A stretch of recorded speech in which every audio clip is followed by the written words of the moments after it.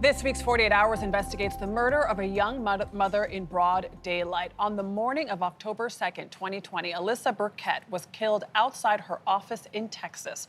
When her mother got the call to come right away, she quickly suspected who was to blame. 48 Hours correspondent Peter Van Sant has the story. When Teresa Collard got to her daughter's office in Carrollton, Texas, she knew it was bad. I pull up, police, fire trucks, ambulance, everywhere. Who are you? I'm Detective Harding. I remember asking that officer, I said, she didn't make it, did she? And he said, no, she didn't. 24-year-old Alyssa Burkett had just pulled into her usual parking space when a man with a gun approached her car. Michael Harding was one of the lead detectives. She had the window up, and he shot right through the window. Assuming she was dead, her assailant started to leave.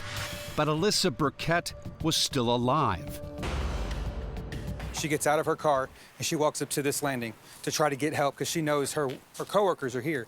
The shooter chased after her, this time holding a knife. After he starts to stab her, she's still fighting.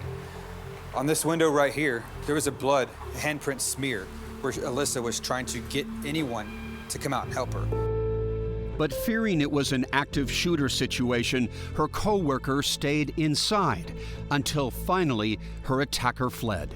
Once the suspect left, her co-workers came out to try to render aid. But it was too late. Teresa told detectives that Alyssa was in the throes of a bitter custody battle with the father of her 1-year-old daughter, Willow Ann. She even said, I think he's the kind of person that's gonna try to kill me. And he did. And he did. Oh my God. Within an hour of getting to the crime scene, we knew that we needed to look for Andrew Beard. Jeremy Chevalier was also a lead detective. At first, this seemed like an open and shut case. But as it turned out, Andrew Beard was only half the story. Oh my gosh, Wow. Peter What a Van Sant tragedy. joins us now. What a tragedy, especially the fact that her co-workers thought this was an active shooter, so they, of course, locked the doors and didn't Right. go out. Right. Just a sign of the times. But why did this guy or the suspect think that this crime could happen in broad daylight? It was sheer madness. People watched the killing, saw him drive off in a black SUV. Now, this man wore a disguise. Andrew Beard wore a disguise. He had a beard, and he'd put on some dark makeup so that he could impersonate a person of color. Shows you what a rat he was, right? But cops eventually learned that he had planted drugs and a pistol in the trunk of Alyssa's car, called the cops on her, to try, and then reported her as there was a drug dealer working out here. So this guy was really sinister. That dirty trick didn't work at the time, but eventually he caught up with her. And there's a twist. There's actually someone else.